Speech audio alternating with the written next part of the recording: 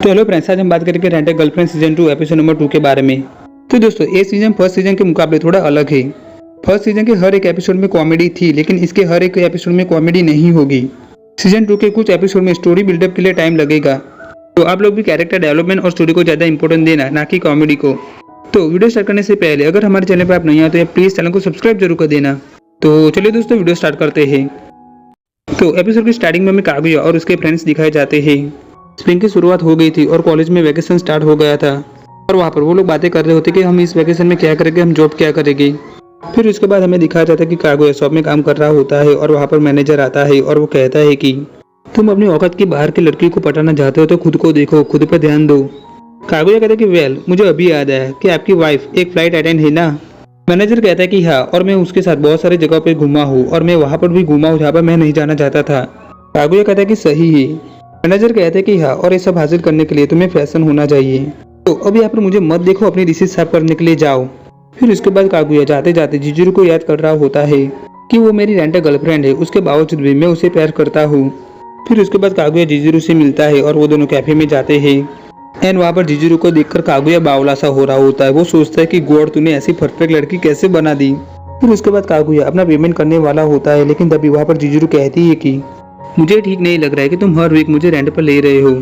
मेरा मतलब ठीक है, तुम मुझे रेंट पर लेते हो, उससे मुझे अच्छा पेमेंट मिल जाता है एंड मैं खुश हूँ कि तुम मुझे फाइनेंशियली हेल्प कर रहे हो, पर तुम्हें मेरे लिए इतना सब कुछ करने की ज़रूरत नहीं है एंड ये बाकी कस्टमर के लिए भी अनफेयर होगा। मुझे इतनी ज़्यादा बार रेंट पर लेना क्या सही होगा? मैं कहना तो नहीं चाहती हूँ, पर ये मनी वेस्ट जैसा होगा।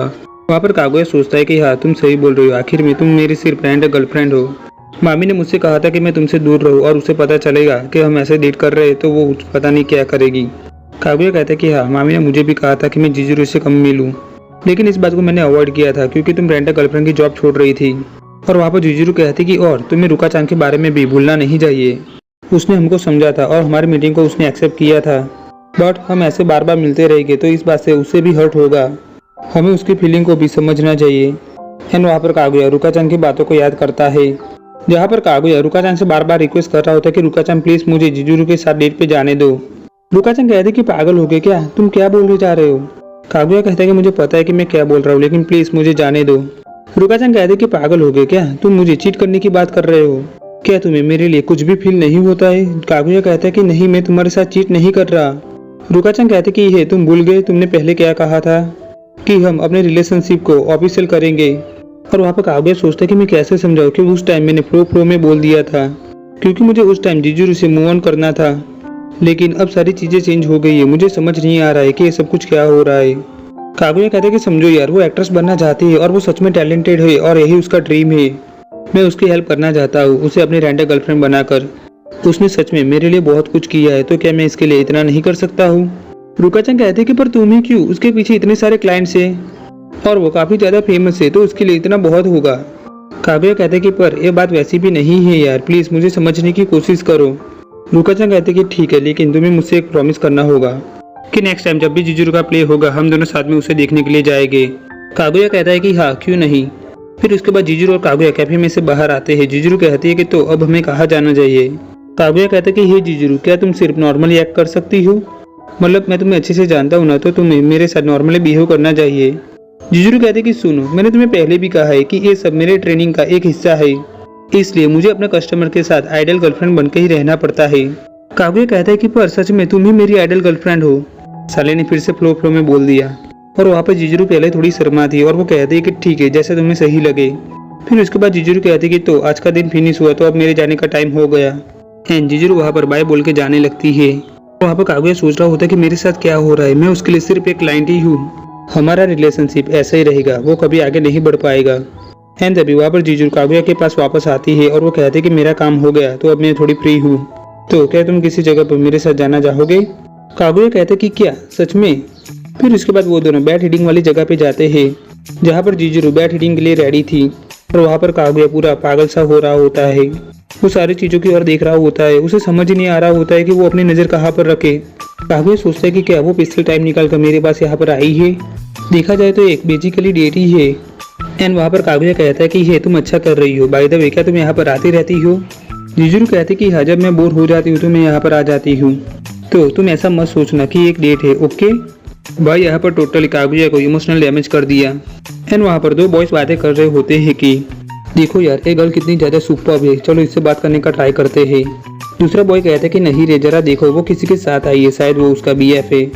वो अच्छा हाँ, मैंने तो उसे नोटिस ही नहीं किया। एंड यहाँ पर ये सब सुनकर कागुया को बड़ा अजीब फील हो रहा होता है।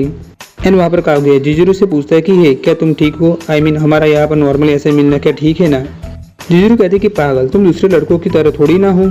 कागुया कहते कि वेल इससे क्या मतलब है तुम्हारा। जिजुरू कहते कि देखो इसमें तुम्हारी गलती नहीं है कि हम दोनों एक ही जगह पे रहते हैं, हम दोनों काफी अच्छे पड़ोसी है यार, तो हम फ्रेंडली बातें कर सकते हैं ना। एंड वहाँ पर जिजुरू होम रन मारती है और वो कहती कि ये अब मैंने होम रन मारा। कागुया भी वहाँ पर बहुत खुश हो जाता है और वो कहता है कि तुम इतनी ज्यादा क्यूट क्यों हो, तुम मुझे ही क्यों मिली। एंड वहाँ पर वो बॉयज बातें करते कि यार ऐसी गर्ल को तो मैं भी डिजर्व करता हूँ यार, मुझे भी ऐसी गर्ल के साथ डेट करनी है। पता नहीं इस नल्ले जैसे दिखने वाले लड़के को ये कहाँ से मिल गई। एंड वहाँ पर जिजुरू कागुया के पास आती है लेकिन कागुया उससे दूर हो जाता है। एंड वहाँ पर जिजुरू हाई फाई करने के लिए अपना हाथ आगे बढ़ाती है लेकिन अपना कागुया रहा नल्ला, तो वहाँ पर वो पागलों जैसी हरकतें करना स्टार्ट कर देता है। वो कुछ भी ठीक से नहीं कर पाता है तो जिजुरू उसे सामने से उसे हाथ मिला देती है। फिर वहाँ पर कागुया सोचता है कि यार मुझे जोर से लगा लेकिन उसने मेरे साथ हाई फाइव किया, यह एक ड्रीम से कम नहीं है मेरे लिए। फिर वहाँ पर जिजुरू कहते हैं कि तो अब मैं एक जगह पे जाना चाहती हूँ। और वहाँ पर कागुया सोचता है कि अब कहाँ पर, क्या वो मेरे साथ डिनर पर जाना चाहती है। फिर उसके बाद हमें दिखाया जाता है कि कागुया एंड जिजुरू हॉस्पिटल में आए थे। कागुया कहता है कि वेल मुझे बताओ कि हम इस हॉस्पिटल में क्यों आए हैं। जिजुरू कहते हैं कि ग्रैंडमा ने मुझे कहा था कि वो तुमसे मिलना चाहती है, इसलिए हम वहाँ पर टाइम पास कर रहे थे जब तक कि हमारा विजिटिंग टाइम यहाँ पर ना आ जाए। कागुया सोचता है कि मैंने जिसको अपनी लाइफ का वुलसम मोमेंट माना था वो सिर्फ एक टाइम पास था। धोखा हुआ है मेरे साथ, बहुत बड़ा धोखा। फिर उसके बाद जिजुरू और कागुया दादी के रूम में आते हैं। दादी कहते कि तुम आ ही गए कागुया, क्या तुमने डिनर कर लिया है। एंड वहाँ पर दादी कागुया को चिपकने लगती है और वो कहते कि और बताओ तुम्हारी यूनिवर्सिटी कैसी चल रही है। कागुया कहता है कि ठीक ठाक ही चल रही है। जिजुरू कहते कि मुझे ऐसा लगता है कि आप मेरे BF से काफ़ी ज़्यादा क्लोज हो गई हो दादी। दादी कहती कि हाँ तो क्या हुआ, वैसे भी मुझे यंग लड़के पसंद है। Women. और वहाँ पर कागुया सोचता है कि आई नो कि हम अभी कपल होने का नाटक कर रहे हैं लेकिन उसके वर्ड मेरे दिल को बुलेट ट्रेन बना रहे हैं, मैं खुद को कैसे रोकूं यार। और वहाँ पर जिजुरू कहते हैं कि मैं फ्लावर प्लॉट का पानी चेंज करके आती हूँ। एंड जिजुरू वहाँ से जाती है और दादी और कागुया वहाँ पर बातें करना स्टार्ट करते हैं। दादी कहते कि कागुया क्या मैं तुमसे कुछ पूछ सकती हूँ।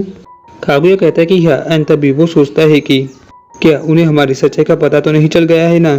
जिजुरू इतनी इंटेलिजेंट और अमेजिंग हो सकती है तो ये तो उसकी दादी है, इनका माइंड तो और भी ज़्यादा खतरनाक होगा।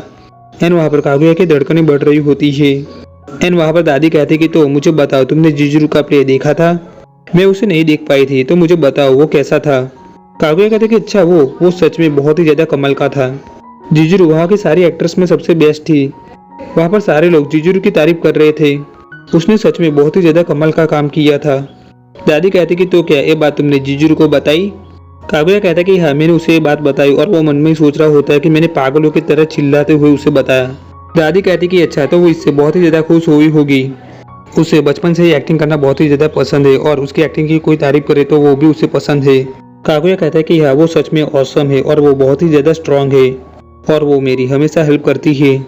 दादी कहती कि क्या क्या कहा तुमने, स्ट्रांग। और वो वहाँ पर स्माइल करती है। दादी कहती कि क्या तुम्हें सच में ऐसा लगता है। वो बचपन से ही क्राई बेबी रही है, दूसरे बच्चे उसे बहुत ज़्यादा परेशान करते थे और वो अक्सर रोती थी। वो हमेशा मेरे साथ बेड में सो जाती थी क्योंकि उसे अकेले रहने में बहुत ही ज़्यादा डर लगता था।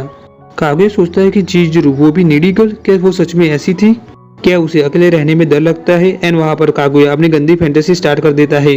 कागुया कहता है कि नहीं नहीं ये फैंटेसी करने का टाइम नहीं है। दादी कहती कि अब मैं बहुत ज़्यादा बूढ़ी हो गई हूँ, क्या पता मैं कल ही मर जाऊँ। कागुया चिल्ला के बोलता है कि दादी क्या बोल रही हो आप, ऐसा मत बोलिए। एंड अभी दादी अचानक कहती है कि मैं तो मजाक कर रही थी, देखो यार तुम्हारा फेस कैसा हो गया है। कागुया कहता है कि हाँ ये फनी था। एंड कागुया माइंड में ये बिल्कुल भी फनी नहीं था। दादी कहती कि कागुया मुझे तुम पर बहुत ज़्यादा यकीन है, तुम मुझे खुश रखोगे ना। कागुया कहते कि दादी मुझसे इतना ज़्यादा एक्सपेक्टेशन मत रखिए। दादी कहती कि ऐसा मत बोलो, मुझे तुम पर पूरा यकीन है। दादी कहती कि देखो कोई भी परफेक्ट नहीं होता है, हम अपने रास्ते में खो जाते हैं, रॉन्ग चॉइस कर बैठते हैं और इससे हम सीखते रहते हैं एंड अपनी खुशी को फाइंड करने की कोशिश करते हैं और यही लाइफ है। जिजुरू भी वीक है, बस वो अपनी फीलिंग को छुपा देती है। वो सच में एक टैलेंटेड एक्टर है, उसे कोई चाहिए जो उसे समझ सके। एंड इसलिए मैं तुमसे कह रही हूँ मेरी प्यारी बच्ची का ध्यान रखना, कभी भी उसे अकेला मत छोड़ना। कागुया माइंड में सोचता है कि मैं ऐसा तो बिल्कुल भी नहीं कह सकता कि मैं हमेशा उसके साथ रहूंगा। एंड तभी वहाँ पर कागुया कहता है कि हाँ, मैं जिजुरू से प्यार करता हूँ, मैं उससे बहुत प्यार करता हूँ। एंड वहाँ पर दादी कहती है कि ये सुनकर मुझे बहुत ही ज़्यादा खुशी मिली, अब मैं चैन से मर सकती हूँ। कागुया कहता है कि नहीं दादी, आप फिर से ऐसा मत सोचिए। फिर उसके बाद कागुया और जिजुरू घर जाने के लिए निकलते हैं। एंड वहाँ पर जिजुरू कहती है कि तुम और दादी क्या बातें कर रहे थे। कागुया कहता है कि वेल कुछ खास नहीं।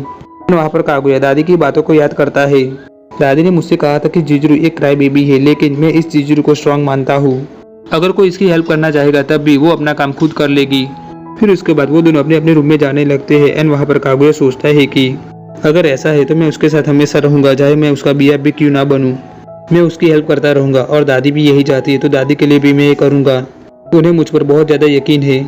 एंड अभी बाहर कोई आता है और कागुया दरवाज़ा खोलता है। एंड वो वहाँ पर देखता है तो वहाँ पर जिजुरू थी। कागुया कहता है कि तुम यहाँ पर क्या कर रही हो। जिजुरू कहती है कि वेल मैंने अपनी चाबी घुमा दी। और यहाँ पर ये एपिसोड होता है फिनिश। तो दोस्तों हमारा वीडियो आपको अच्छा लगा तो वीडियो को लाइक जरूर करना, वीडियो आपको कैसा लगा नीचे कमेंट जरूर करना, और हमारे चैनल पर आप नहीं आए तो प्लीज़ चैनल को सब्सक्राइब जरूर कर देना और ये वीडियो अपने सारे एनिमे फैन के साथ शेयर जरूर करना। तो दोस्तों मिलते हैं नेक्स्ट वीडियो में।